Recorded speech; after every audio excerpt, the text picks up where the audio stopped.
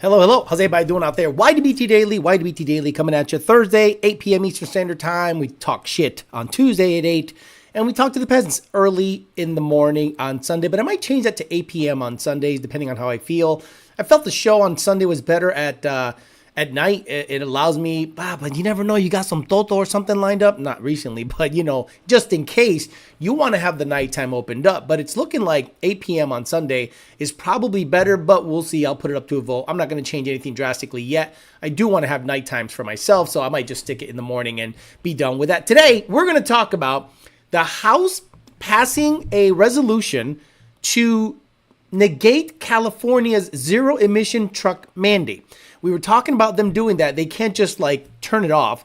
You have to go through some legislation, and then that opens the door for potentially having CARB not be the standard bearer for rules and regulations when it comes to emissions.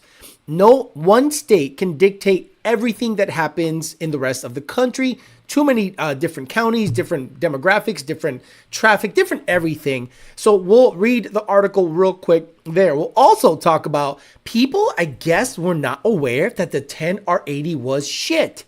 I'm like, wait a minute. I've told you guys for a very long time, and only when I uploaded a clip telling you exactly what the lifespan or let's just say, the typical life of a 10R80 owner is like, people started going, well, what's the fix?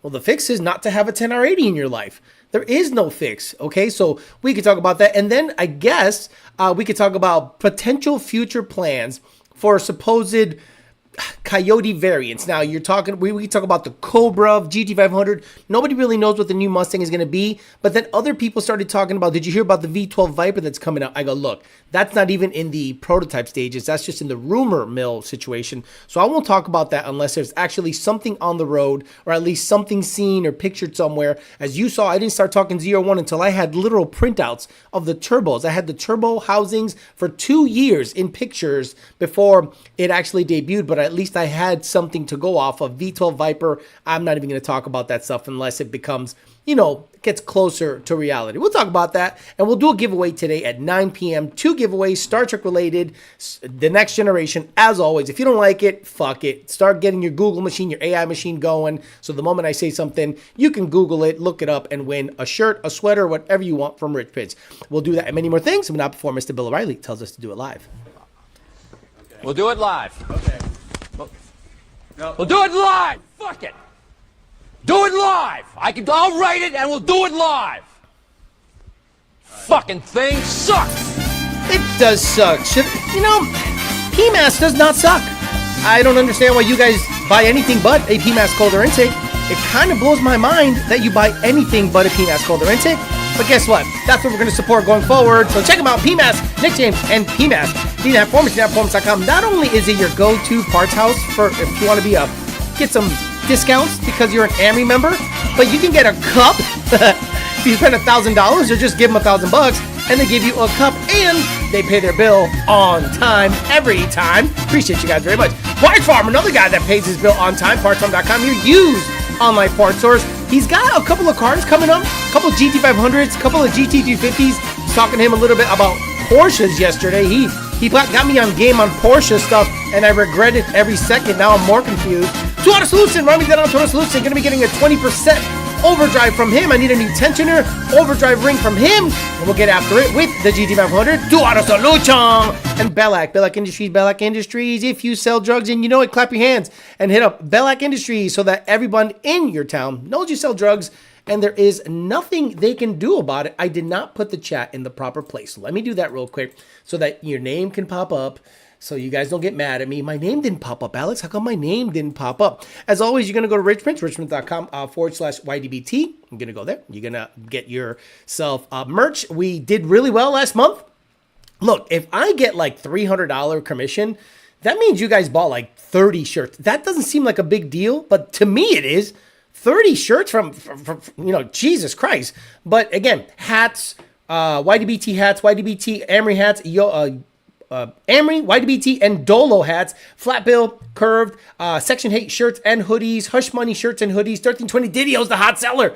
Didio's an F1320, YDBT camo, YDBT long sleeve, red, white, and blue hoodie, green. The green looks really good. I'll be honest with you. I wear green shit to the gym all the time. I got YDBT, Amory, and I think Dolo in green, and I fucking love it. So I know I don't have Dolo in green. I have YDBT and Amory in green. It's literally my gym shirt. I sweat through that bitch.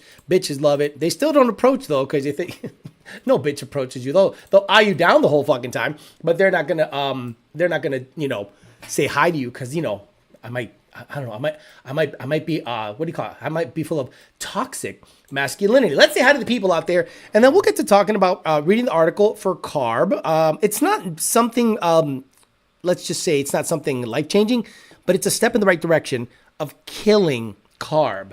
John Bonanno says, good morning, Amory, and issues recall on 10-speed auto. GM issues recall on 10-speed auto. My lord, it's the beginning of the end. Corey Grayley, Mr. Corinthius Graelius, what's Corey short for? Dixon, Wesley Stewart, EPA, 5 Ho, Do Machina, 508 Josh, Joshua Judd, Blue Thunder, Fred Lures, Nardi Mercado, T.J. Sikorsky, Mark Richardson. Marty Mercado, what do you think about the executive order that Trump signed in that you gotta speak English if you drive with a truck? Joseph Lacey, Chad Mormon, Bondelbird, Tony Nelson, GG, 5010 or 80, you're a non-drive motherfucker, Jeff S, Carlos Bahena, Alexi Gomez, Tony the Truck Guy, Peter Chow, Slick Vic, Tony the Truck Guy, Bula, SVT Josh, also 2 Valve, Chuck Wazowski, Bryson Witt, Nunya, Bryson Witt again, Timmy T, Daunting Fastback, fucking Shine Box, Parker Performance, and Joe Swish, Matt A, GWRICH, whatever that is, Amir's here, Chase, you're up? Aren't you in Australia? What time is it over there? Monty Vorty, Slow 99, Nardi Mercado, Rigo, Parker again. We got Broke Ass White Boy saying, Alex, funny how you haven't heard shit from Murder Nova for over a year after ignoring the Lund's warning of controlling the 10R with Fuel Tech. Now, that doesn't mean that they don't have it figured out on Gen 4, but maybe they did the vetting on Murder Nova and got it figured out on I forget the guy's name who has it. Now, it's running well. It's in the 9, so I don't know why Murder Nova's shit just didn't work out, but the fact that it had locked cams and all that stuff, I thought that was the wrong way to go. If I'm not mistaken, I wish I knew what the kid who has the 24 up and up F-150, if his cams are locked. If not, that'd be interesting to know. Eddie Freiberg, Parker, Chuck Wazowski again. Funny story. Delaware's new Democrat EV-loving governor actually said he's going to follow the will of the people and remove the mandate of the EV sales in the state. Let's get right to the article, and this will get you guys up on game as to why I say elections have consequences. House votes to rescind approval for California heavy-duty truck rules. Washington, April 30th, the U.S. House of Representatives on Wednesday voted to rescind the EPA's 23 approval of California plans to require a rising number of zero-emissions heavy-duty trucks. The House also voted to repeal the waiver issued in December under former President Joe Biden for California's omnibus low-NOx regulation for heavy-duty highway and off-road vehicles and engines. The U.S. House is set to vote separately on Thursday to bar California's landmark plan to end the sale of gasoline-only vehicles by 2035 that has been adopted by 11 other states. 11 other states actually adopted an EV-only sale new cars by 2035. That is not that far away. Psychotic behavior. The EPA in December issued a waiver under the Clean Air Act for the plan. One issue remains whether Congress can revoke any of the waivers using Congressional Review Act. In March, the Government Accountability Office said the waivers cannot be repealed under the CRA, which only requires a majority of the U.S. Senate. The California Air Resources Board Wednesday said it violates the Congressional Review Act and nonpartisan analyses of the U.S. government. Every single time they say nonpartisan, the fact that they have to highlight nonpartisan tells you it's nothing but partisan. Why is this there? I'm getting testosterone replacement therapy shit. CARB will continue its mission to protect the public health of Californians impacted by harmful air pollution, a spokesperson said. Republican Representative John James said the rules would increase the vehicle prices for consumers and automakers and would force costly transitions to electric trucks, driving up prices for goods and disappropriately burdening working families and truckers across the country. Under an executive order, California Gavin Newsom signed in 2020 that they plan to mandate by 2045 that all operations of medium and heavy-duty vehicles be zero emissions. That is so fucking retarded. Retarded.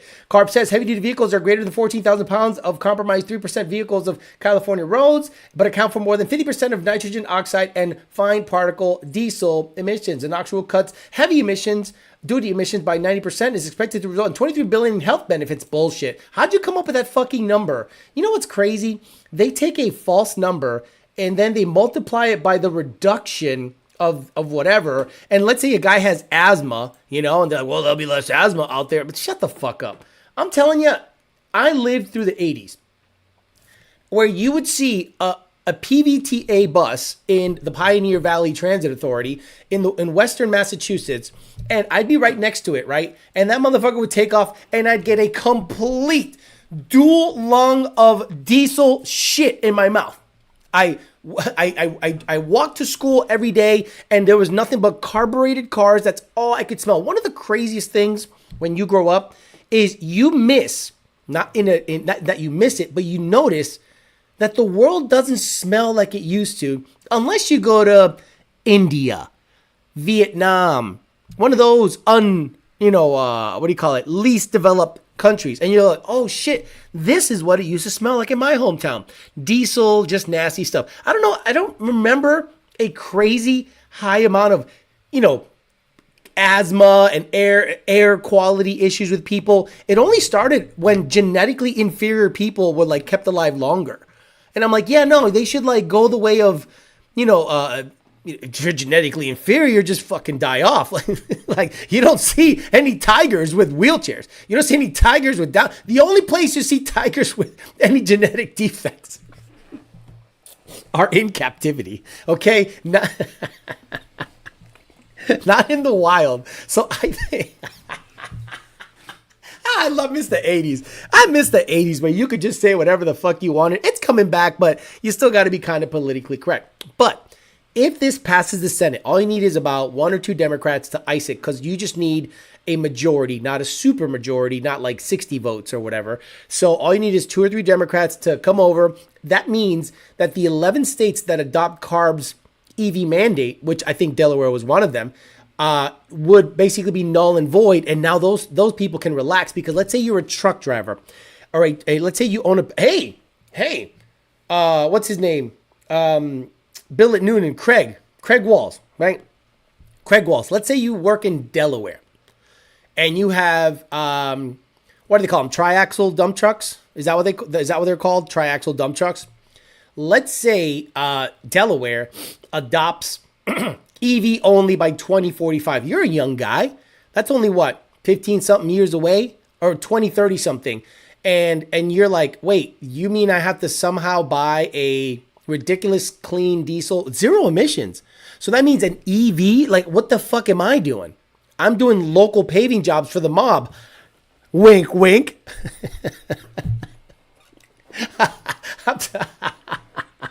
I'm totally doing, legit business. I'm doing driveways and like Family Dollar parking lots. So what's going to happen when that goes, it was passed into law, but this is a rescinding of that, Chuck. It's a rescinding of that. And the 11 states that adopted it, and if it passes the Senate, they'll rescind it. What they'll try, and if Trump signs that bitch into law, I'll see you later. They can litigate it all they want, but if the will of the people and the representatives voted it down, and the Senate votes it down, or votes it, in the positive to get rid of the mandate, and the president signs it into law, it's law. Plain and simple. Se acabó el party. So I think that's going to be one of those things that it's going to be a huge positive, because then it'll open the door to rescind CARB's, let's just say, choke hold on the automotive and racing, performance in automotive and racing industry, right? Right now, SEMA is going to act like they're doing something to affect this.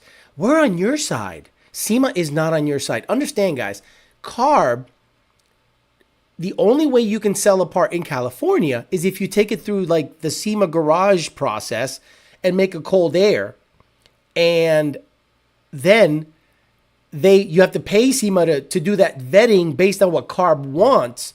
So if all of a sudden rumblings start happening that they will get rid of that, SEMA is probably going to be against that, because that's a moneymaker for them. They'll talk out of both sides of their mouth. Watch. Just really pay attention to SEMA. They're not your fucking friend in this. They're like the NRA. They basically hold the government's dick and shove it in your mouth. That's all they do. So they'll say on one hand, while we support the free will and the right to modify, we also support clean air and make sure grandma doesn't die. And then they show grandma with a breather and some mountain. Oh, I got to come all the way up here to get clean air. And then some guy with like a DPF delete bonks her on top of the head and rolls her down the hill in the commercial. Because every single commercial in the 80s was literally throwing grandma off the side of something. It was actually pretty funny to watch as a young kid, and as an adult, I'm like, oh, they they scared you into killing grandma all the time. So where's Chuck? Chuck says, what I was saying was Delaware's EV rule was just an agency decision, not actual law. Good. I appreciate that. I appreciate that clarity. And somebody gave me $100. So I want to make sure I put them up there. Oh, Fairmont Fund. It'll probably end up at your shop. Because at this point, it's just sitting there. It's just sitting there. And don't get me wrong, I want to finish the Corvette first, or at least get it running. Once the Corvette's running, and 3 out of my 4 vehicles are like running, and I can just tinker on them once, the Fairmont's got to go somewhere professional and get finished. But I got to put a motor and transmission in it before it goes anywhere. So let's talk about the 10R80 and 8HP situation. So last episode on Tuesday, we talked a lot about the 8HP. And I talked to you guys about the 8HP swaps being very popular. It's just that if it's not on your radar, you don't notice it. But the moment you get on game, you start noticing that 8HP is in a lot of drift cars. It's in some rotary vehicles down in Australia. It's in race cars. Like there's a lot of swaps. I think some Supras have 8HP swaps. And I think whatever software company decided to support the 8HP, like the 90, I think maybe the 6R80 is too complicated. You know what I mean? Ford loves to make things complicated. The Quick 6 works pretty well if you want to go cruising. But if you want to make big boy power, the Quick 6 is probably something you don't want to have. Now, is it going to be fine on a swap car that you just drive it here and there? Sure. But whatever companies are getting after it with supporting aftermarket-wise software or even Haltech with the 8HP, it's going to make it a very viable swap, and it's going to make it real difficult not to consider that swap going forward. Now, a lot of people that want to swap something into something like 10R80 guys, right? Oh, Alex, we could swap a 10R80, da-da-da. Well, I think if you're going to, because a lot of people ask me, why can't you swap a 6R80 in a Gen 3? Well, you can't because you can't control it. And I don't trust the Quick 6. The Quick 6 is the software that controls the 6R80. So if you have 8HP fantastic control of the tuning in an aftermarket fashion and it's semi-affordable, I think an 8HP like a ZF, whatever they're called, Hellcat, Durango, whatever transmission, I don't know. No, maybe it's different. Let's just keep it at car related. Challenger, Charger, Hellcat, 8HP 90. I think that's a better swap than a 6R80 because you have an aftermarket controller solution that works. That absolutely works. Like it's vetted. People have done it. People have run big boy numbers with it and have made big power with it. So I'm like, why not go that route? And then I said that Ford, if they come out with a Cobra, Boss, or GT500, they should not put a DCT in it. They should put a manual option and a slush-o-matic option with a torque converter, conventional, and it should be the 8HP or a similar transmission, not a 10R, 6R. No, it should be what Dodge put in their cars. It has been an absolute wonderful transmission. How many problems have you heard with those transmissions? Seriously. I get it. Like every transmission, you got to build it to make big money, big power. But once built, they're pretty robust. Now, I'm not a Dodge guy, and I don't pretend to be, and I don't want to come across as if I'm a know-it-all. But from an outsider's perspective, the 8HP seems to be the one to swap because the aftermarket solutions are there. And if Ford ever did go 8HP with their new Cobra, GT500, whatever, I think that would be a solid move. But I don't know if they've allocated whoever makes the 8HP, ZF or whatever, to make it fit into a Mustang. I think it would be a huge departure from what they've been doing, but I think it would be a step in the right direction from the 10R80, which we know it gets recalled left and right. NA, it smokes. NA, it flares. The moment you build it, it lasts you 6 months at 800 horsepower, and then you wonder, why the hell did I buy this thing in the first place? And then you're trading it in for a manual, or you change platforms. Plain and simple. Brooklyn Guy says, badass channel. Pitching in for channel and project support. Brother, I appreciate you very much. That's the best way to get this channel going, is by supporting, becoming a member, buying shirts, whatever you want to do. You want to get a little something for your support, we can get after it. So the 8HP swap is something I might consider, but I don't have anything to put it in. I wouldn't put it in the GT500 because I literally have a Reed Case 400 that is Billy badass, billet internals, cone converter. I still have that. So if, let's say, for whatever reason, I'm going, I don't know, I don't think this will happen, but let's say the GT500 is really going well and it's running 880. I probably could go 850 consistently with a Turbo 400 at the same power level. And because I've done it before, it'll be lighter. It'll be less power than the Trinity was, but it'll probably be deadly consistent. But I don't think it's worth chasing that. I'd rather have a high 8-second, low 9-second stick shift car than a Turbo 400 850 car. I think that's kind of lame. And I wouldn't put an 8HP 90 in it because I don't want to go cruising. I have the 13 GT for that. So we'll talk about it. 8HP good, 8HP bad. Do you think that swap should become a more popular swap? It's going to take a guy like me or someone similar in the Ford space to vet it, to show you what it takes, to show you how it performs for it to gain any traction on the Ford side. And if it does, I bet you it'll be a winner. Trust me on that shit. We'll talk about it. Anderson PMS for the win. ZF8HP. Agree. I think the 8HP is going to take off. Get them from LKQ for $500. I built so many 8HPs and 90s at a Hellcat shop. Can the 8HP be used with a Coyote manual control pack? Yes, because the aftermarket controller controls it. So we would send you a manual transmission tune, and it's up to you to control the 8HP. Do not even think that Lund is going to start tuning that. There are aftermarket controller solutions that you can take the tuner out of the equation, and it'll be your situation, which is why I think it should end up in a newer Mustang. Donnie Fun, Bondo Bird, thank you very much. You don't have to give me anything. You've had so many trials and tribulations with your truck, it's not even funny. Max ECU controls the 8HP like it's OEM. No soldering boards into the transmission. Plug in and go. Good friend of mine is doing a twin turbo LT build. Made it to the 8HP 90. Supposedly the rumors are 1100 horsepower all-wheel drive. Believe it when I see it. What the fuck are you talking about? The Mustang? It's not front wheel. It's not all-wheel drive. According to what I saw of the test mule, it is not all-wheel drive. Let's be real. All those options are smart. Ford isn't smart.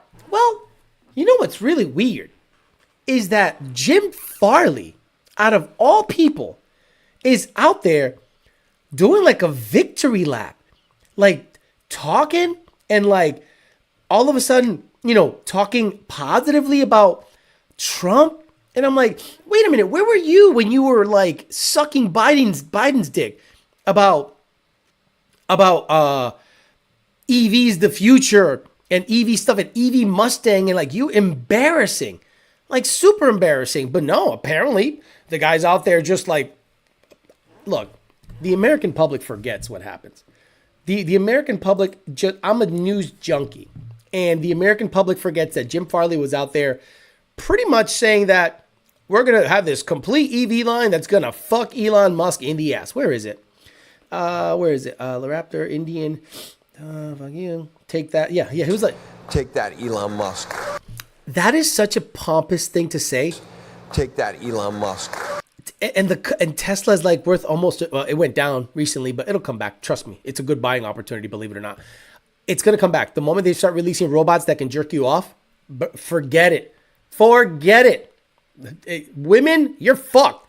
These American women that are highly full of feminism and want to be masculine, you're going to be replaced by a robot with a real wet, I don't know what would you call it, robusty. Like, yeah, can I get 3 attachments? I kind of have a big hog, so I need a loosey robusty, a grippy robusty, and maybe a super tight robusty when I feel, like I want to get after it. Ladies, they say nothing and do the job. That's what we want. But you, for whatever reason, want to be a man for some reason. Crazy stuff that's going on out there. But yeah, it's really weird seeing Jim Farley take a victory lap and talking positively about what's happening with the tariffs, because Trump gave them a bit of a break on tariffs. And all of a sudden he's like, yeah, we're going to really take off. And I'm like, bro, shut the fuck up. 1 year ago, you were saying, take that, Elon Musk. Take that, Elon Musk. Fuck out of here, bro.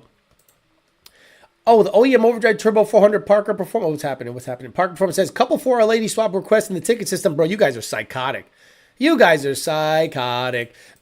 my MTD2, I built blows up. I plan to swap to Power by the Hour built 6RD minus 197. Excited for more updates on Donnie. Me too. I'm at the point where I need to go to the track. I don't have a day off, guys. When's my day off? The only time the track's open is like on a Wednesday or a Friday. The track is 2.5 fucking hours away. Like, what update can I give you unless I go to a track? So I got to go to a fucking track. That means I got to rent a trailer. That's right. Or I drive it up there and risk it for the biscuit with tires in the back. But guess what? If I go to Orlando, it's going to get stolen. Whatever I put on the ground, it's going to get stolen because it's Orlando. Bradenton, it's probably not going to hook at 400 horse. So, you got to kind of play I got to do a rental. And rentals are only on in the fucking middle of the day. So I'm going to have to just hit the Lunds and be like, I'm taking Tuesday off and I'm trailering an NA car to a rental to run mid-11s. By the way, there was a stag mode sighting. Says the new GT500 will be 1,000 horsepower and all-wheel drive. That guy also said the 7.3-liter Godzilla would end up in a Ford GT. I repeat, he said a Godzilla would end up in a Ford GT twin turbo. That guy has zero idea what's going on. Knowing you've tuned countless setups, do you have an opinion on ID injectors versus FIC? ID injectors have by far better data. Now, do FICs work? Sure, they work absolutely fine. But IDs are better. That's just how it is. And if anyone tells you different, they're psychotic. User Bree and Car Dude. Oh, wow. What the fuck's going on here? Hey, I got a P163F code saying transmission ID block corrupt, no program. You ever see that? When did it happen? Did you just get a tune? Or did it happen in the middle of you just driving? Lovely robot. The Robussy, the WAP. Hello, Robussy. JD Swag says, Cesarian, got to make Robussy shirt. No, we're good. What's it say here? Could the fucking internet just like work? Jesus Christ, everything's bouncy as shit. Some out there named Harry Robussy. Okay, whatever. I thought you were banned at Bradenton. If I'm banned at Bradenton, I wouldn't know it. Tell me publicly. I wish they told me I was publicly banned. I don't want to go to Bradenton because I don't like Bradenton track. I'll be honest, I don't like that fucking track. Jake loves that track. I'm like, Jake, you haven't been to that track enough to know how much of a pain in the ass it is. It's 3 hours away. 3.5 fucking hours. Orlando's 2. So go to that fucking shit show. Take off Cinco de Mayo. Yeah, okay. That's going to work. I called him a clickbaiting clown. What an idiot. He is a clickbaiting clown. I mean, that's all he does. User Bree and Car Dude gave me $1. But again, you need to tell me when it's happening. Just loaded a new tune when I got that code. My daughter made this username. Sorry. So Bree, if you ordered a tune for a auto and received the manual tune by mistake, you might get that code. So this is the easiest way to do it. Revert back to stock and see if the code persists. If the code goes away, you email the tuner and go, hey, I want to make sure I received the auto tune, or I did mistakenly order a manual tune for my auto. That's usually what happens. So hit up your tuner, revert back to the other tune, the stock tune, and you should be okay. The V10 Coyote would be wicked. I think that has to happen. And the only person I think can do it is FFRE. Others will try it. But based on Build It Yourself channel, I think, boy, valve train stability is going to be a motherfucker. And I was talking to Head Games Motorworks. By the way, give me head if you guys want $400 off of any porting or any kind of head job. Hey, yo. So again, give me head, all in one word. Hit up Head Games Motorworks and they'll take care of you. Say you're an Army member, Head Games, and you should be good to go. I almost forget to say that. So I got to make sure I remember to say that. The V10 Coyote should happen because it's such a wonderful motor that if you were to keep everything the same, Gen 2 architecture, not Gen 3. You don't want to involve DI in this. Get a set of Gen 2 heads or boss heads, a Gen 2 bottom end, and just extend that bitch out. Add 2 more cylinders. and we'll see what happens. And I bet you that thing is going to make, but probably, depending on what you do for intake, right? If you configure it with an aftermarket cam that has really good specs like ComCam Stage 3s for a certain power application, it'll make Viper power. It'll make 620, 630. Flywheel. So that means wheel, 580, in the mid fives to high fives. Mid fives to high fives, in my opinion. Alex, read back and forth info online. Just want to hear from the horse's mouth. Do long tubes or free-flowing exhaust or high-flow need a revision or no? Thanks. Roto, let me ask you a question. Roto, I need you to answer the question fast. Don't wait. Do they sell headers for 24 Mustangs? Yes or no? Do they sell headers for 2024 Mustangs? Yes or no? I'm going to wait for your answer, Roto. Because this is what you should do when it comes to asking questions. You should use common fucking sense and ask yourself some questions. Rear timing set would be make a V10 Coyote more reliable. What is it that breaks OPGs, higher PM or the limiter? The limiter. When would you say you need to upgrade them? When you're boosting it and hitting a limiter. Oh my God. Answer my question. Do they make headers for a 24 Mustang? Yes or no? Guys, this is the ticket system every fucking day. I asked a very simple question. And he just, I don't know what the fuck he did. I was like, what? So sorry for an 18. What? Answer my question. Do they sell headers for a 24 Mustang Roto 12? Yes or no? I'm waiting. Fuck it. Because this is the ticket system every day. Yes. Gotcha. Okay. Is there tuning for 24 Mustangs? Yes or no?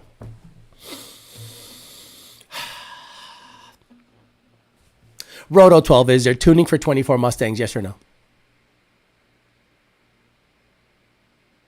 Roto 12, is there tuning for 24 Mustangs? Yes or no?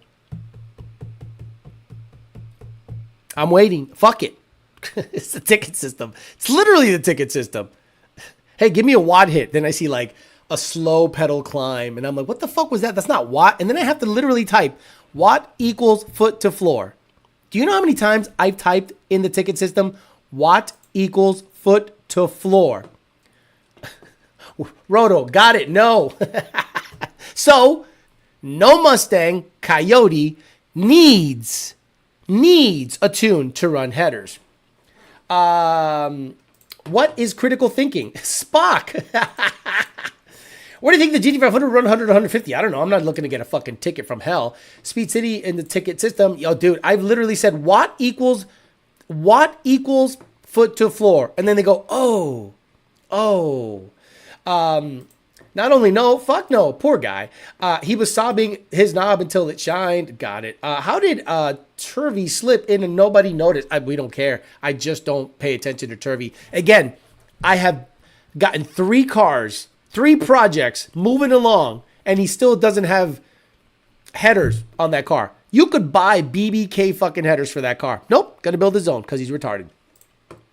What makes a 6R80 better than the 10R80? Oh my God.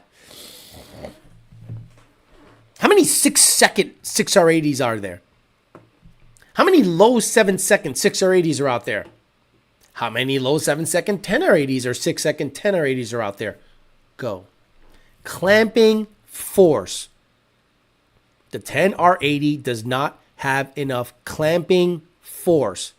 When you can start breaking input shafts and output shafts and, break parts because the clamping force is so fantastic, then you could say, this bitch, we need to buy, better internals and yada, yada, yada. The 6R80, you can break the intermediate shaft. You can break the input shaft. You can break the rear planet. You can break a whole fucking drum, and that the clutches are fine. So that tells you that there's more surface area and more clamping force on a 6R80 than there is a 10R80. Pedal position 76%. Go what? God damn it, Turvey. Nobody is welding. Exactly. Shut the fuck up. Peasant chat Thursday. Kyle gonna get the heater after Roto. Alex, 13th reason is coming. Sip the dark horse. This is the Peasant chat. So the thing is, what I say is, in the ticket system, I'll give you more leeway because maybe you just ordered a tune and came from another. Look, I got a guy right now. Gen 1. Full build. 1,000 horsepower TVS, and he goes, oh, when I cruise it surges, and I'm like, you have a 1,000 horsepower pull lead car, automatic. How do you think that car is going to act at 25% throttle up a hill? It's going to go into boost. It's going to go into 10 pounds of boost. It's not going to be smooth and linear. There is no such thing as smooth and linear at 1,000 horsepower unless you have turbos turned down on gate. And please make sure that On 3 didn't put fucking 20 PSI springs in the bitch. Because apparently that's a thing. The problem is the 10R is that every clutch back is a different clutch. No, don't tell them to drink. I want the show to stick around. Exactly. 6R80, all the clutch packs except one use the same clutches, just different counts. Right, Chuck, you're confusing them. Just say it has more clamping force because it does. It literally does. How many times have you seen, Chuck, a 10R80 break an input shaft, an intermediate, the shaft, any shaft in the transmission? How many times have you seen it break? Not many. I mean, sure, but if Eaton is, what the fuck? Tony the truck guy's getting into it with a fucking certified retard. You're going to start yelling with a guy who said he's going to become the, what manufacturer did he compare himself to? Today has been just questions and already answers. Should I port my headers? Right, pretty much. Can I throw 1,000 horsepower blown Mustang? Can I tow with 1,000 horsepower Mustang Gen 2? And, you know, exactly. Thank you, Chuck Wizardrinsky. Chuck has never seen a 10R80 break an input shaft or any shaft. All you see on a 10R80 is valve body issues, clutch issues. Valve body issues, clutch issues. So what do you see on 6R80s? Intermediate shaft breaks first. Forward planetary breaks first. Input shaft breaks when you're making big boy power. So you need a billet input shaft. And then the rear planet, if the tires chatter, the rear planet breaks, but the clutches are fine. So that tells you that the 6R80 literally has more clamping force. And if it can hold the power and the case can stay intact, look at the Lunds. Once they got their driveline stuff figured out, they were able to put down 2,500 horsepower through a 6R80 case made by Ford. What else do you need to know? Alex, eat some vitamins. Came into Alex serving up knowledge at the end of a fist. My bad. Sent an update on the 6.2 recall when you were talking 8HP stuff. It's $10 super chat, 6.2 for everyone. Good shows deal. What are you talking about? What the fuck are you talking about? Astros 2021. Do I have to scroll all the way back up? Okay, let me go up. Because I don't want to be accused of not, hey, you didn't blah, blah, blah, blah. $10 super chat. User Bree and Car Dude. Okay. It's a girl. If it's a girl in the chat, I'm gonna be, hey, what's up with you? Where is he? This guy talked about FICs. I'm gonna go up all the way up about the 6.2. Bondo Bird, Brooklyn car, Brooklyn guy. Yeah, I don't see it. Why don't you just say it again? Because RT, hello. Surprised you have this many liberals in Canada. Here's hoping that Trump takes over ASAP. You guys fucked yourselves. Yeah, Canada has no one to blame, but there's, here you go. Sup, deal? I'm a 12-year dealer tech. Today, the engine recall got updated. Now, all 21 to 24 6.2 trucks that have not had new engine done yet will now get a new one. All that have been, wait a minute. So we talked about that. Remember, guys, we talked about that? We talked about the oil. So he said that all the trucks that passed the test were given thicker oil, or higher viscosity oil, are now going to get new engines? Sheesh! If you got a 21 to 24 6.2, party on, new engine. Wow. I cannot believe it. That is huge. That is huge. There's never been a recall on all 3.5 EcoBoost, right? Imagine the Gen 2 EcoBoost F-150 motor got a recall like they did. And they got a complete. That is way worse. Way worse. Oh, Bree's not a girl? That's too bad. All right, get the fuck out of here then.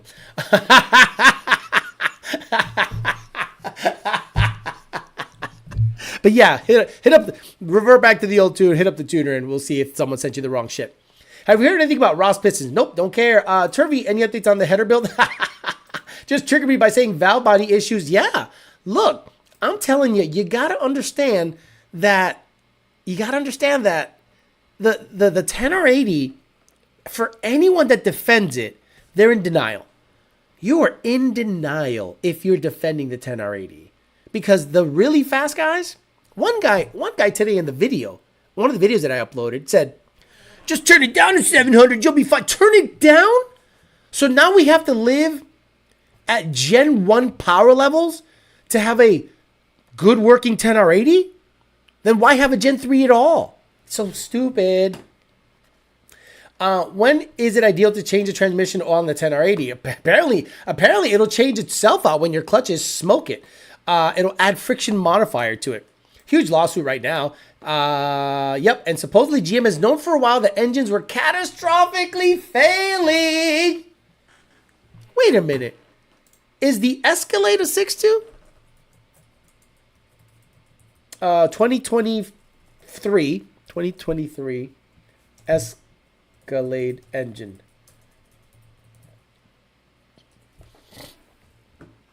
It's a supercharged one, right?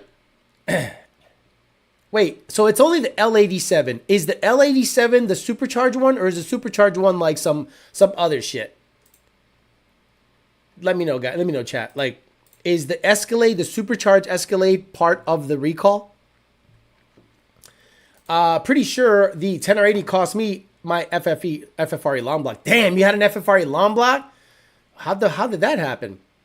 You're telling me the supercharged Billy Badass Escalade that's got the 2650 on it is subject to the recall?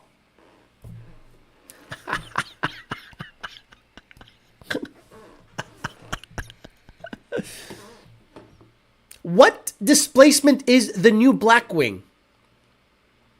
Can anyone tell me what the Cadillac CT5 Blackwing is in terms of displacement? L87 is an NA62. Gotcha. So it's not that. Okay, good. Thank you. You guys got me all fucked up. So it's an LT4. Okay, so Blackwing and Escalade V is not subject to this, but the NA version is. Gotcha. LT4s, gotcha. Good. I don't know naming structure. That's why I'm like, wait a minute, what? Because when they said 6.2, and I'm like, wait, if it comes in everything, but okay, that's enough trucks. A Sierra, a Silverado, an Escalade, a Denali, this and that. Bro, like, that's going to be a major, that's a huge kick in the nuts. How many trucks do you guys think that is? How many trucks do you mean? Okay, let me see. How many L80s? How many? Let me see. Let me Google. How many L87 engines were made? No way. Guys, take a guess. Guys, you guys want to guess? No way. 877,000 L87 engines were made. Wait a minute. 877,710 L87 V8 engines, which are subject to a recall by the NHTSA. Holy shit. This is the biggest deal ever, right? This is $1 billion. Let's say, holy shit, there's going to be so many L87s everywhere. So let's say 877,000. And let's say it costs Chevy, like their cost, $10,000. Let's say 8,000. Let's be nice. That number does not exist. 70. What? Is it 7 billion? 16 million? Holy shit. This is going to bankrupt Chevy. Wow. Talk all the shit you want about Ford. I don't think there's ever been a recall like that in history. Whoa. But you're right. If used L87s start to hit warehouses, there's going to be 877,000 L87s out there in the wild. Rods, Pistons, party. Because that's the failing point, right? Maybe crank rods and pistons. Holy shit. This is catastrophic for GM. They're going to have to fight this. How the fuck, if you're a tech right now at Chevy, you're probably going to spend the next 3 years replacing them bitches. I mean, they never recalled the transmission. Remember how the local law firm here sued GM over the, is it the 8L60 or what's my transmission in the Cadillac? That still's going on. Holy shit. Don't forget bearings. Oh my God. Junkyard 6.2 swaps coming in soon. VW, yes. VW with their shit with the diesels, yes. This is catastrophic. This is bigger than I thought. I had no idea it was this deep until you guys let me know. I appreciate that because 877,000 6.2s are subject to recall. Oh. What's that smell? Ooh, what's that smell? Where is it? Man, what that smell? Sasso, man. Sasso used to be wrong. Alex, you better have that. If you don't have that, that would be Mexican, not that guy, diarrhea, Diddy, too high power. There's no way I don't have what's that smell. Man, I got to get on game with this shit. Stunner. No, man. No, I don't have what's that smell. Ooh, what's that smell? Sasso. Used to be Ron. It's Sasso. Look, Chevy's cooked. There's no way. I mean, all of your earnings are shit. Your earnings reports, your quarterly statements, bye-bye, unless they have some kind of insurance. At that level, I don't know what kind of insurance they might have for recalls, but holy crap, the payout on that is so ridiculous. I mean, I couldn't find you a Chevy block at a junkyard I could find you a Chevy block at a junkyard for $20. Ford's Firestone recall, maybe. Airbag recall too, maybe. Pretty sad for GM on an ancient pushrod engine architecture. Could you imagine?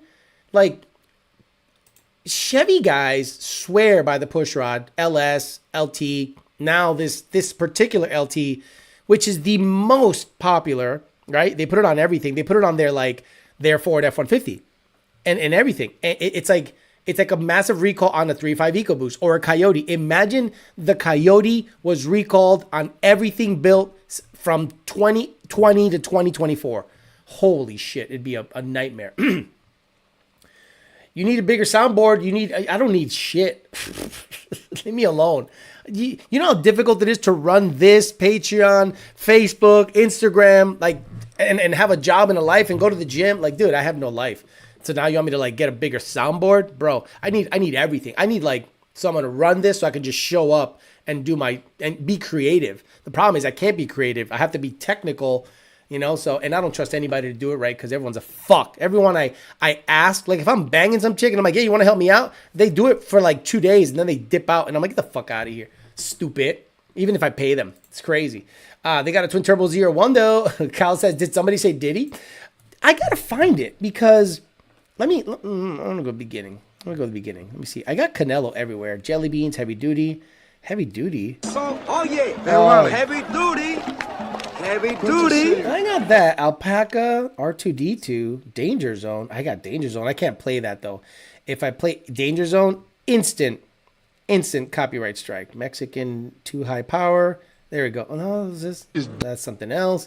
Deleter, 4-door slurping, do it, wankster, man screaming, diapers. Look what I gotta fucking go around with. Fucking diapers, man.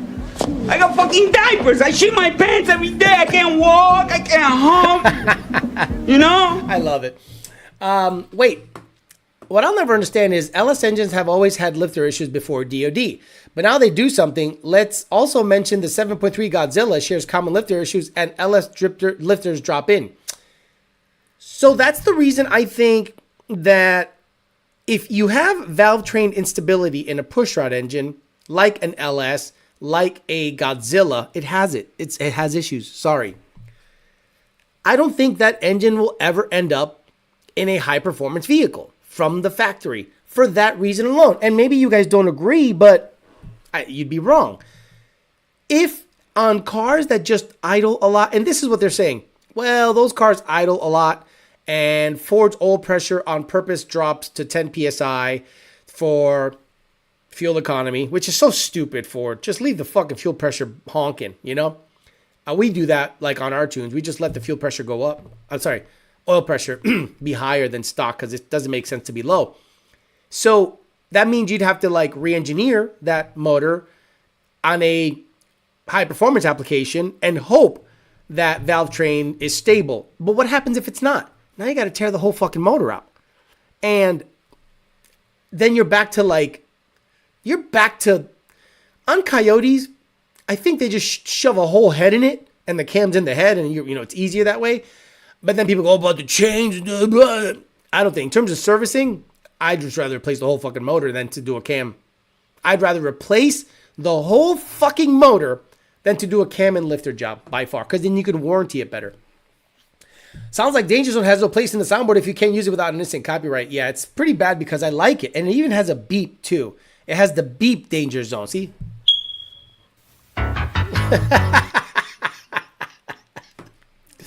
Two other people not liking the video. That's okay. It's normal. Do you have to get tuned every time you swap gears on a Gen 2? No, Shannon, not at all. Now let me explain why, because a lot of people think you do. The way Gen 2s calculate shift points, speedo, mile an hour, all that stuff is a combination of output shaft speed, the body control module, and the ABS. It's a combination of it. I literally put 28 10.5 17s in it. Then I put 305 35 19s. Then I put 305 45 17s in it. And it shifted at 7,800 every fucking time. And the speedo was dead on accurate, which tells me I don't have to do shit. Then I put 373s in that same car.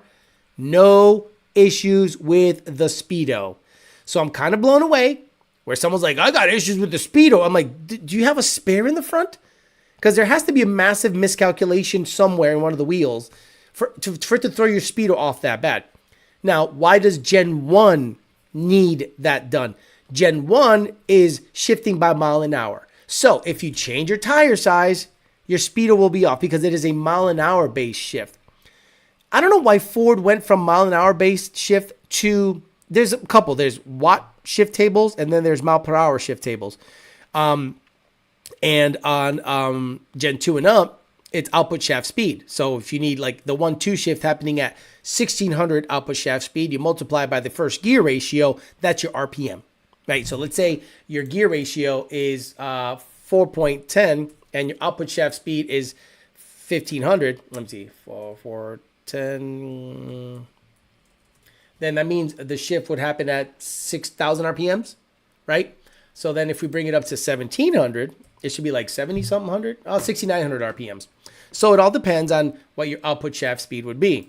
So if your output shaft speed remains constant, it'll shift usually at the same time. So not constant, but if you don't change the internal gear ratio of the transmission, typically the shifts will be fine. But because Gen 1 has mile per hour based shifting, that changes things.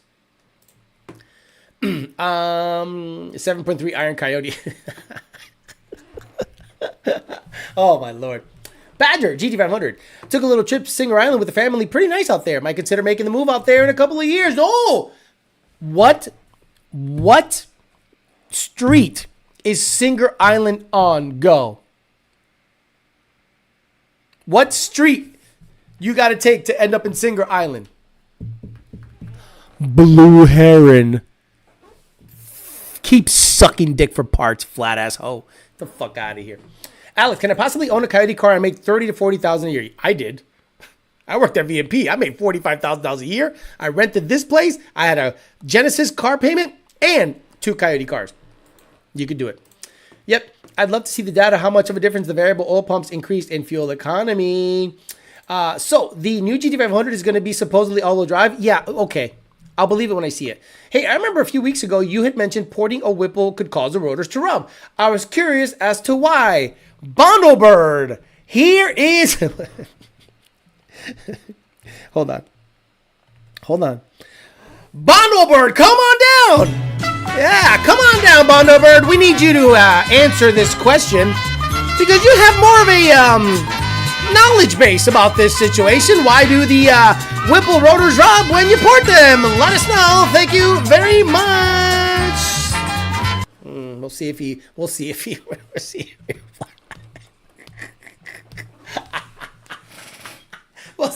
he replies.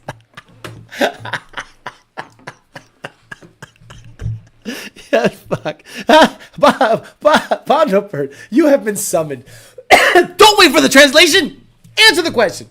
We're coming up on the giveaway. But yeah, come on, Bondlebird.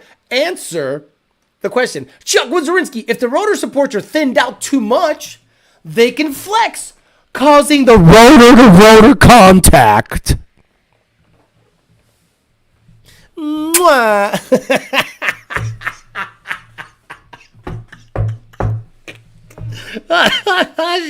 Stop it. I just seen way too much. Do you know what I am saying? Don't wait for the translation. Them China rotor packs. Oh, Heron, Ripple, we gonna have to send you more flexible rotor packs because of the tariffs. What are you talking about, tariffs? You just eat the cost. Oh no, it's okay. We eating the cost. We're just giving you a rot rest material in there. So make sure you stop rubbing make sure you stop porting the cases because it's gonna rub the rotors more because now it has less iron in it. Oh Lord, Bondlebird running down the price is right steps right out the back door. You're right, Blue Thunder. I'll just mute it. It doesn't matter. It's 9 a.m. in China. He should be away right now. He's not.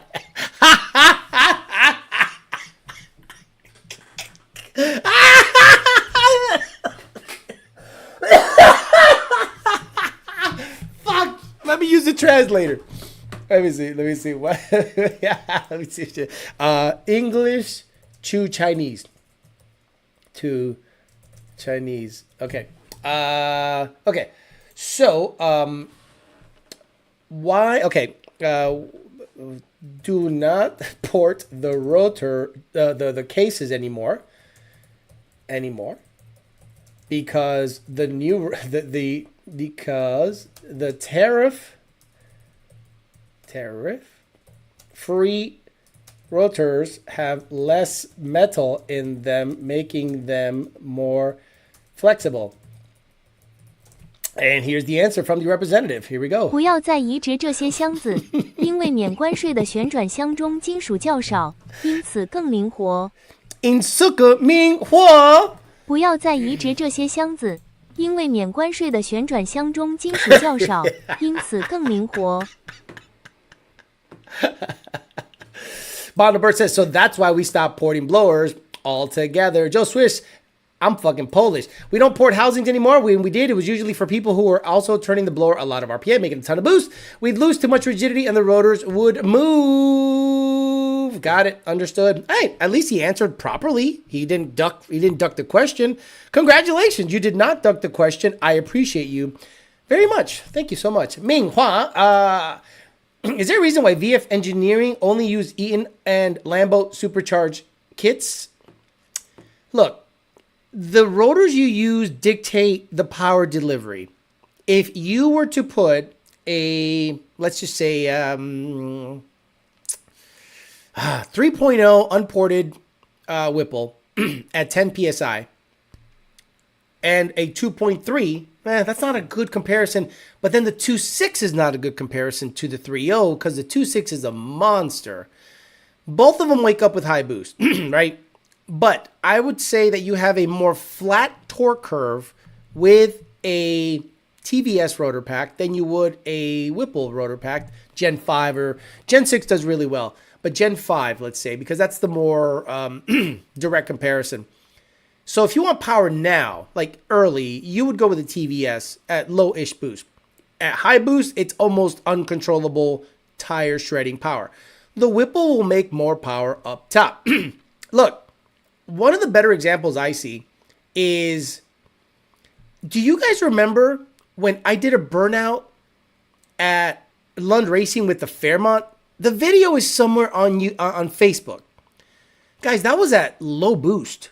That was at like a 750 horsepower. It did not stop burning rubber. And I was like surprised. And even Junior was like, what the fuck? And I'm like, right, the TVS makes power now. And it just keeps going. Not to say that the Whipple can't. I'm just saying, rotor for rotor pack, I'm a TVS guy if you want the power early. If you want more horsepower on the dyno, sure, get yourself a Whipple Gen 5 or Gen 6. I pronounce it correctly. It says Chuck Wazrinsky. That's racist. Everyone is running sevens, Alex. Where is your 7 Mustang lifestyle? And it's just a 6. If you need a car to run a number to bolster your fan base, that's good for you. So the car is doing the work. People watch this channel for my knowledge, and it's a knowledge-based channel. You don't think out of the 3 or 4 projects that I have, if I just consolidated it into one car, I'd have one badass, literally 6-second car. You and I both know that would happen, but I'd rather have ZR1 to cruise around and do twin turbo cool shit with. I have an automatic S197 that runs a decent number NA and I can have a lot of fun with. I have a pretty badass GT500, and the Fairmont is just sitting there waiting for some attention. I don't know. I don't want to put all my eggs in one basket, and I don't see the need to, like, the people that need a car to make their channel pop off die off real quick, because what did they have to offer you? I at least have some knowledge of setups. I see the ticket system every day. I have mechanical knowledge based on my mechanical background. So, and I have a personality, and my teeth are great, right? I don't have gum disease, so you watch me for other reasons. On a roll, Whipples are pretty decent. Whipple's egg roll pack, the Rotors rub because of the Chinesium flex. Props to Bonder for answering the question, not ducking the question. Wow. Have you seen the Hellcat rotor pack? Crazy looking. Old Whipple better than the new Whipple? I don't think so. No, I think the Gen 3, Gen 5 rotors on a 3.0 are very good. The 3.8 is a complete waste of time. You shouldn't even consider that fucking blower. It is a fucking dud. But the 3.0 Gen 5 and Gen 6 are very good. Imagine if you put a Whipple on your car and it throws a code that says, ling long, bing bong, something wrong. Some of them auto swap their shit. Who cares? Okay, what's happening here? I don't know what's happening. Omar X Alex also doesn't have a video with him almost burning down his garage for clicks, so there's that, right? Alex, correct me if I'm wrong, but did you always not say you would like a Hellcat Charger as a channel project? Obviously not right now, but at some point, yeah. Challenger, not a Charger. Charger's very attractive to people that want to slide on the ops. You know, you slide on the op, then you take them to the abortion clinic because you don't want baby daddy. Get that kid out of there. You got a couple years to go. Get the shit out of there with the Charger Hellcat. Coming out of me. On my way to the clinic, I forgot the plan B. Let's go. I got murder on my mind. I'd love a joint chat with you here on Patreon. Could be educational for many. It would be a chat with Bondobird Josh, not Josh from Whipple. I don't know what that means. Aren't you the same motherfucker? Whipple's good on the Mercury 454 boat motors. No Gen 5 is much better than the older. Took 4.0 off Matt's GT500 and the 3.0 went quicker. Wait, no Gen 5 is much better than older. Yes, I agree. Powdered Plate says, guy asked for Gen 2R, Gen 3R gets ignored. Love it. Where did he say that? Did he say that for money? Let me see. Guys, you should see the chat. You think I can make it? All right, it's 9 o'clock. Let's go. Let's give away some shit. Okay. Let's do a giveaway. So what I'm going to do is I'm going to put the chat up on the screen so you guys don't threaten me with suing me because you didn't get the whatever. So let me get rid of the live chat. Okay.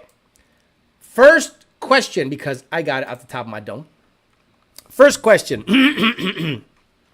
What species stabbed Captain Picard in the heart, causing his defibrillator thing to malfunction? Again, what species? It's one of the Q episodes. Very good. Stabbed Captain Picard in the heart, causing his heart to basically stop working because he had like a defibrillator situation. Alien. Okay, come on, guys. What species? It's a very specific species. You can Google it. I Googled it early. Oh, fucking Shinebox. Fucking Shinebox. Nailed it. You guys had it. Chuck, you were almost there, Chuck. You were almost there. And 1320 Didios was almost there. Tony the Truck Guy and Alfredo Diaz was almost there. So fucking Shinebox. You're going to hit me up. And ydbtforlife@gmail.com. And you're gonna go ahead and get yourself a little something from richprince.com/YDBT. Now, the next one is I'm doing two. Hold on. I gotta double check the spelling on the next one. Hold on. Okay.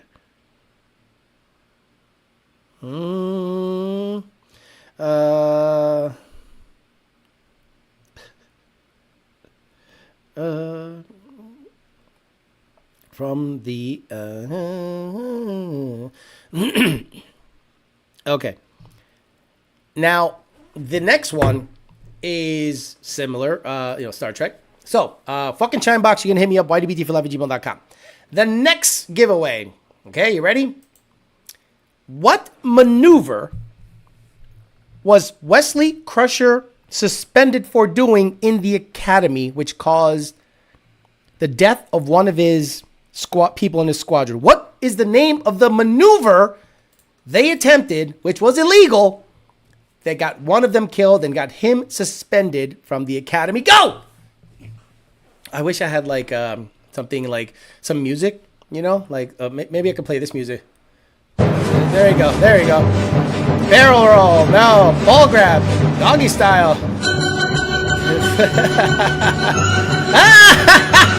Fucking Tony the Truck Guy. Tony the Truck Guy. The Culvered Starburst.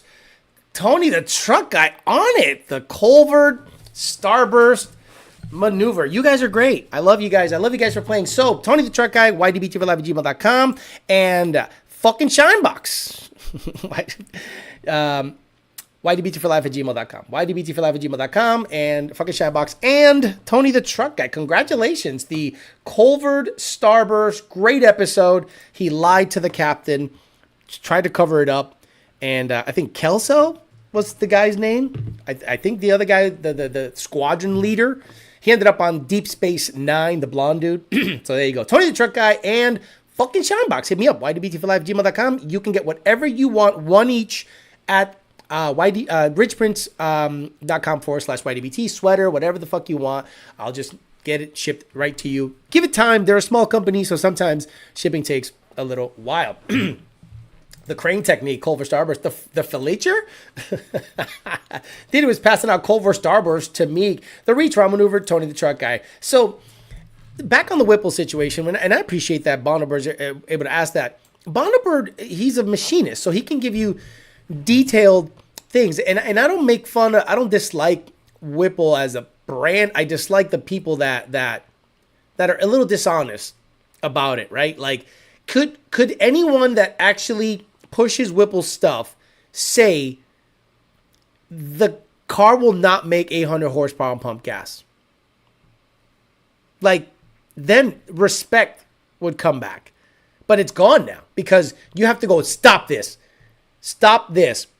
No, only on 100 octane will they make that kind of power safely. Unless you guys have something in the fucking rotors that makes it somehow not detonate on marathon 91 octane or 93 octane, You cannot be telling people 800 horsepower on 55s and pump gas is a thing. But since they don't actually refute it, it becomes an issue for me, because then they ask me why their car is not making 800 horsepower on pump gas. You understand the trickle-down effect? When you say a lie and sell it as truth, the people that actually are accountable for making your car run a good number are asked, why can't we do it then? Because it's not true. They're saying it's true. I understand. I'm not them. So what happens? Other people take advantage. Well, I'm going to leave. I'm going to go to a tuner that actually tells me what I want to hear. So they go to another tuner. They go, of course you can make it on pump gas. Just put this bottle of shit in it, though. Now it's not pump gas. You understand? It's like having milk, and then you take a scoop of Quick. Remember Quick? What's it now? It's chocolate milk. They had strawberry. Remember strawberry Quick? I would put a scoop of that in my mouth. Brother, diabetes. It was wonderful. But they're telling you it can run it on regular, but just some of the... So now it's not pump gas. Oh, it's the same thing. No, it's not. So when someone releases something in the market and they're full of shit, they ask the legitimate tuners, hey, we heard that this thing is da-da-da-da. What do you think about this? They're full of shit.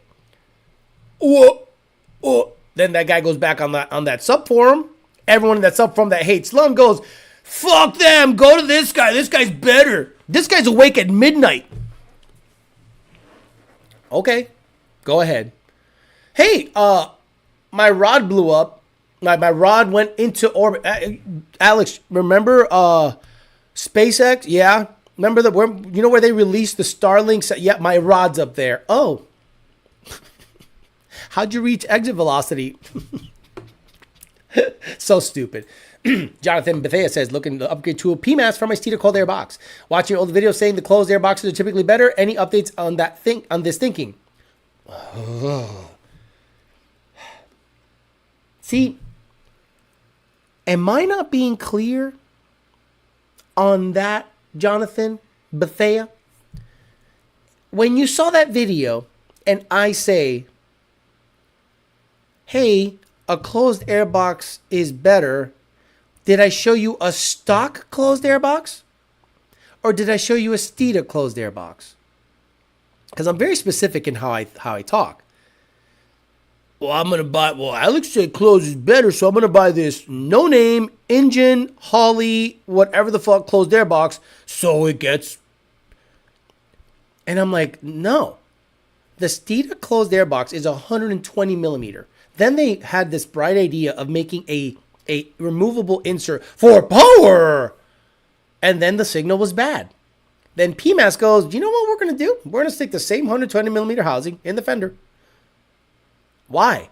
Because the fender is the shield and it is a huge area to draw air from. Oh, you know what'd be better? What? Removing the signal light right there and get ram air right through the filter. Hey man, it runs like shit. Can you tune it?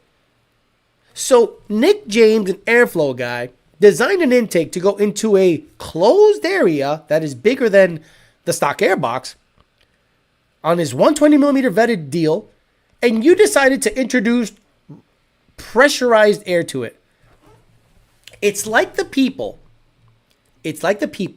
that put the wine mod, or they buy an RTR grill or a GT500 front grill and they lose their minds why their car is all of a sudden running like shit. Because now you change the airflow path and it's fucking turbulent. It's tumbling into the fucking... Imagine the air's going like this. Right? This is your airflow going to the mass airflow sensor. Straight. Beautiful. And then you put an RTR grill.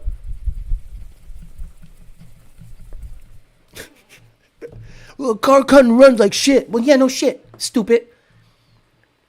Shannon, what is your opinion on L&M intake cam only and paired exhaust cams on Gen 2 Mustang? I personally and I don't care if they get mad at me or not, have not seen 1 horsepower difference with an intake cam only design. I was having a conversation with I was having a conversation with Head Games yesterday on Instagram, and the reason, and I hope he doesn't take offense, because he's a great guy. He's awesome. He's telling me, like, well, we need you to, we'd love to get you a set of cams to test out. So then my brain starts going, what the fuck? You know what that takes? You know what that takes? We have to get a car that makes 2,000 horsepower with Predator cams from Ford off the shelf. Put new cams in on the same boost, proper angle we call out based on your cam card. If it only makes 10 more horsepower, we'll leave the Predator cams in there. And then if it makes another 100 horsepower, similar boost, similar cam angle, and there's cam control, okay, we got something. But what's that cost? It's like a week's worth of work. So, and guess what? We did it. We did it. Not on the Grey Goose. We did it on the Black Bean.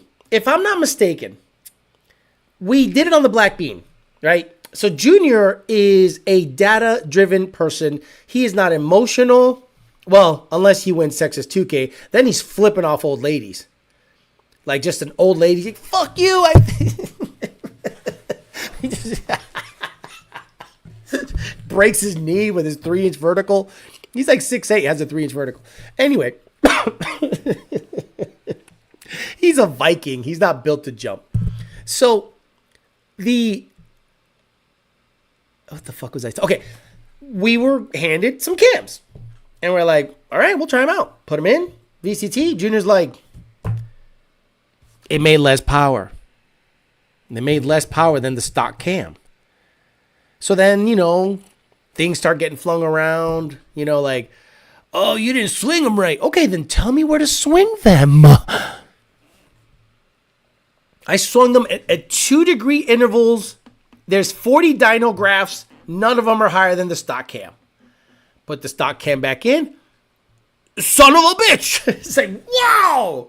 So we're like, I don't know. Indicting Junior on the live is great. He knows that I love him. He's a great guy. So he can take the ribbing. Some people can't. Some people are emotional. So he's not that guy. You can't tune my modified RTR hood intake with one of those eBay turbo fans in the intake. You suck. I'm going to ML tuning. Dude, I had a guy go, I installed a... I'm getting a little sassy in the ticket system. I installed a Cervini's hood. Then my car started acting like shit. What do you think the problem could be? And I'm like, copy paste his comments in the thing and send it right back. He's like, oh, the hood? Car was driving fine. Ran over a cat. Pfft, radiator burst. Now my coolant temperature is high. What do you think? Cause and effect. You made a change. Car drove like shit. That's the issue. I always say, have you done anything recently? No. Are you sure? Yeah, nothing detrimental. Like, have you added anything to the car? Yeah, catch cans. Oh. Guys, when I'm starting to ask you questions like that, it's like I'm a detective checking out a crime scene. Where were you yesterday? Chilling with my boy. Where? YMCA. What were you doing at YMCA? We're playing basketball. So if I was to pull the camera footage from what time were you there? 2 o'clock. So if I was to pull the camera footage, 2 o'clock, I'll see you at the basketball court at YMCA. I don't know if they got the cameras working there or not. I don't know.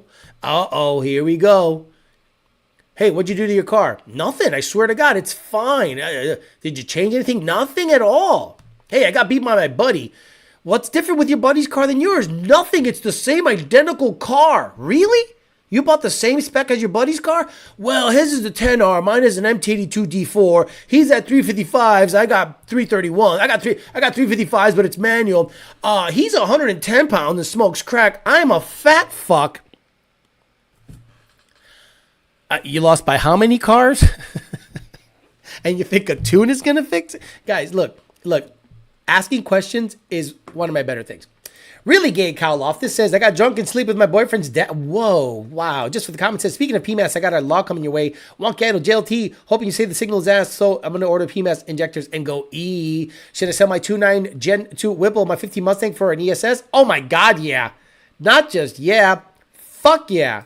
All day. Is it auto or manual?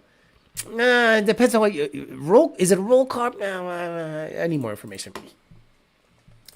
Circles the hood. No, and what I'm saying about head games is not that I won't recommend their stuff, but the vetting process is so spectacular that is it worth it to us? If I'm the cam manufacturer, it's worth it. If I'm a cam manufacturer, it's worth it to me to have Lund vet the file and say these cams at 1,500 plus horse are Billy badass, run these shits, right? But like, are we going to do it for the cost of the cam? Who's that benefiting? Right? Like, who's that benefiting? Right now, we're reaching the limits of like blocks, not valve train. Valve train is not an issue on our current race program. So, you know, that's one of those conversations you have to have. And when L&M offers an intake cam only, well, then what you have to do is say, this is the cam angle at this RPM, and you should see this much gain with this power adder at this much boost with this fuel. And if you don't have those prerequisites, some people just make cams and sell them to you. And they're like, well, it should work. Oh, by the way, you need headers and 373s. So am I picking up from the cam or the headers and 373s? Well, what I'm saying is you should have 373s and headers for these cams to work properly. And I'm like, why don't I just put headers and 373s in now and see what it does? That's the test. That's the test. Put headers and 373s in your car. Run a number. Then put the cams in. And when it don't run worth a shit, you can say, cams didn't do nothing, bro. They just rumpity idle. Alex didn't get the Blue Heron Boulevard reference. Some bitch out there thinks that I live in a poor neighborhood and some guy from Florida told her I live on Blue Heron. Blue Heron is an industrial area. Blue Heron is full of car washes, racetrack gas stations, Honda dealerships, Nissan dealerships, firehouses, O'Reilly's Auto Parts, chicken joints, gas stations. It's not a residential area. It's like a boulevard. And, you know, she thought she was saying something sweet by saying that I don't live anywhere near Blue Heron. I live off a military on area code 33418, which is Palm Beach Gardens. So when you look up area code 33418, the little triangle is Palm Beach Gardens. But the funny thing is, if you stay on Blue Heron all the way, it dumps you into the most beautiful area called Singer Island, full of billionaires and resorts and shit. And I'm like, you really didn't think that through, did you, dumbass? She's just salty because I won't fuck her. That's all. She's just salty. She wants this dick. Because why the hell else would you talk about me all the time? You know, you fucked up, right? Don't be a menace. I didn't add anything. Remove something that you shouldn't matter. Alex, stuck a banana in the tailpipe and running like shit now. What do you think of the problem? Axel Foley. My car was fine, but I removed my fuel pump. Now it won't start. Tornado intake. My 5.8 blew up. Should I swap in a 5.4? I got drunk and sub. Time to use a werewolf. Exactly. So basically get those parts instead of your cams on it. I saw that. Somebody was selling cams. It goes, you know what you need with these cams? 373s and headers. And I'm like, why don't I just put 373s and headers in it now? Blue Heron is a German restaurant where I live. Hey, Alex, is Flex Fuel Logic? Stop. Not even. Why? Merc staying James. Why? Why do you want to know about Flex Fuel? Let me ask you a question, Merc St. James.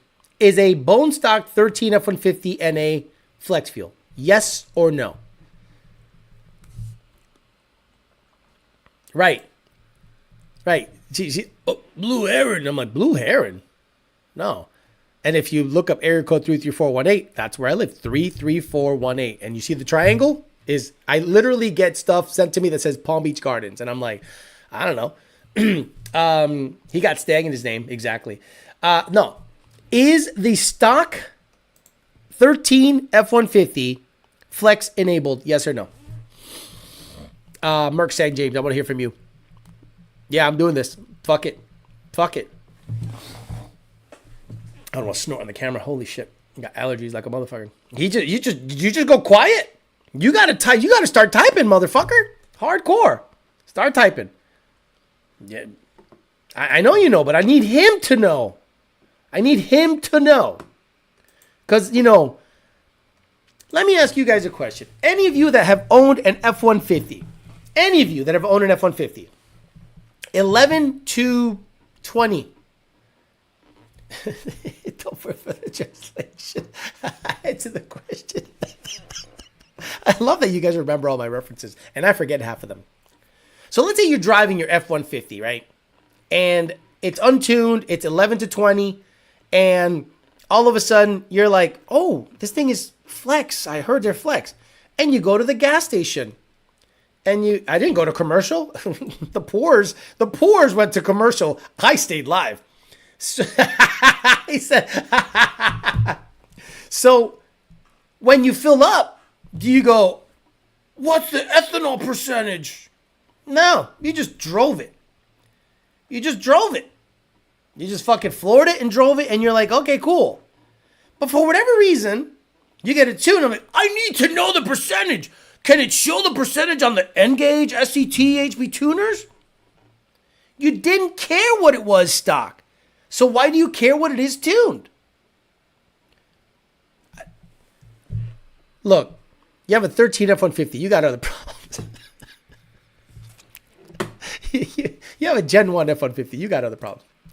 E85 is worth it NA. It's NA, so it's not going to make crazy power, but there's some gain. My experience is the car idles and pulls way smoother in 85. Yes, Spark fixes everything. Alex fixing the ticket, one ticket at a time. Here comes the YouTube premium speech. So I have a CJ. Be careful, I'm going to give you a shirt. So I have a CJ monoblade, 137 millimeter nitrous. Why do you have nitrous on a Coyote? Will the stock cams work on a Gen 2 or swap to comp stage 3? You have nitrous on a Coyote. You're already fucked up. It'll work on the stock cams. You don't need cams on that. Leave it alone. Dude, what's commercials exactly? I just drove it and it works exactly. It's nice out there. We like the Loxahatchee area. 33418. Oh, but Alex, reading E70 1985, only 30,000 miles. Okay. YDBT Daily brought to you by 1320 Didios. I have 186,000 miles on my 50, 24, 14, 50. Never seen E86. Well, what about E85? I think E85 is great if you just want a little more power, but if your shit's on a stock truck that you just drive A to B, bro, pump gas that shit forever. Cars and drums. A couple last questions here. Alex, I got a 15 GT for super cheap. Has 120,000 miles, and I plan to put a blower on in the future. If that's for you, what would you do? Love you, Theo. I'd put a blower on it, keep it at 10 PSI on pump gas. Good fuel, premium. Make sure the oil changes are good, and don't slam it off the limiter. It probably lasts you a little while. But don't be surprised if the tensioners or the chains decide to start making some slapping sounds pretty soon. All right, guys, I'm going to get out of here. So today we talked about the House passing a resolution, basically, to potentially take away the right for California to mandate in any EV mandates in that state, which 11 other states follow with CARB. So they're going to take that away and take the exemption away for some NOx stuff. So that'll be interesting if it passes the Senate. Then we talked about the potential future for the 2026 GT500. We talked about why the 10R80 sucks. We talked about why 8HP should be the transmission you should be considering for swaps. I wish I had another project I could swap an 8HP into, but it's just more to take on, and my support is like I have nobody mechanically supporting me. All the work has got to be done by me somehow. And then we finished up with talking about with Chevy having potentially replace 800,000 6.2s. That is bankrupting type of shit. I can't believe it's happening. All right, guys, I'm out of here. I'll see you guys on Sunday morning. We'll keep it on Sunday morning. Keep it going that way so I can have the night to myself to potentially chase Toto or do other videos or do whatever. Usually what happens at nighttime on Sundays, I finish a video that I started on Saturday, edit it, and upload it at about 5 or 6 p.m. That's my whole weekend is working. Don't think I'm just like hanging out and going to the beach. I literally plan a video Saturday, shoot it multiple times. And if I don't like it, I do another video. And then Sunday do the show, then edit it or add, intros and outros and B-roll if I can. And then I edit it and then I upload it and then I go to sleep and wake up and go to work again on Monday. I don't have days off here. So hopefully you guys appreciate the effort. All right, guys, I'm out of here. I'll see you guys on Sunday morning. Those of you that heard the chat yesterday on Patreon, I might do Wednesday live chats on the YDBT chat, which is for premium members only. It's an audio chat that you can chime in on live. So pictures, all the stuff. A lot of guys enjoyed it yesterday. It was about 25 of you on live and it was a good time. We talked some shit, some inside baseball stuff. I can say whatever the fuck I want there because it's, premium member, kind of rowdy shit only. So I can be a little more shit talky then. All right, guys, I'm out of here. I'll see you guys on Sunday morning for the Peasant Chat. See you later. Bye.